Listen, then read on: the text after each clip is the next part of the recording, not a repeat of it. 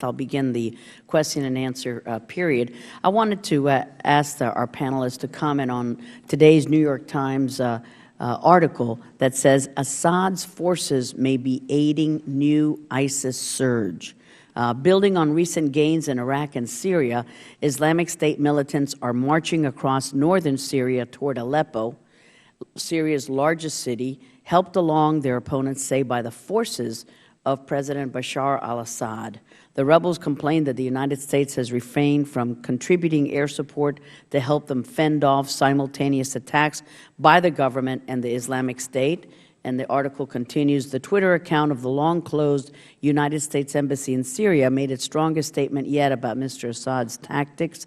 Reports indicate that the regime is making airstrikes in support of ISIL's advance on Aleppo, aiding extremists against Syrian populations, the embassy said in a series of Twitter posts. In another post, it added that the government warplanes were not only avoiding ISIL lines, but actively seeking to bolster their position.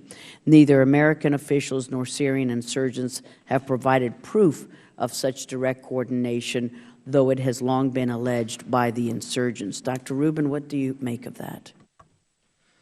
I would say that President Assad makes Machiavelli look like Mother Teresa. You know, when I'm in the region, oftentimes I hear the conspiracy theory, which is pervasive, that the Americans are behind the Islamic State, and this is a conspiracy theory which has been pushed forward by Supreme Leader Ali Khamenei of Iran on numerous occasions. The way I counter this is to remind people that before the United States began air operations in Syria, the Islamic State was still centered at Raqqa. The Syrian Air Force, under the command of Bashar al-Assad, had dominance over the skies of Syria. And rather than take on the Islamic State, he preferred to drop barrel bombs on Syrian civilians. So I fully concur that we may have a situation in which Bashar al-Assad is acting in a way that might not appear at first glance logical, or that Bashar al-Assad may not be as committed to defeating the Islamic State as some people would like to argue. Thank you. And to our other witnesses, I wanted to ask you, what are the dangers of if the administration again relies on Russia or Iran in the fight against ISIL this time?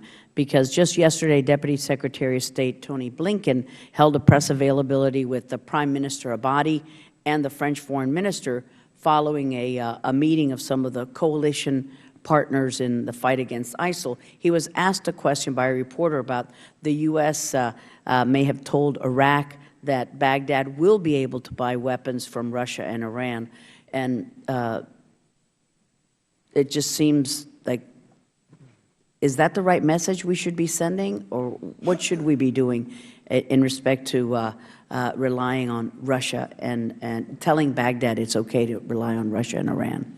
Well, let me begin. Dr. Kordsman. Let me begin by saying first, Iran has provided weapons and aircraft to Iraq. Russia has provided weapons. And Iraq is a sovereign country, and if it chooses to use its own money to buy weapons from other countries, these are not some things where we can do more than attempt to influence the situation.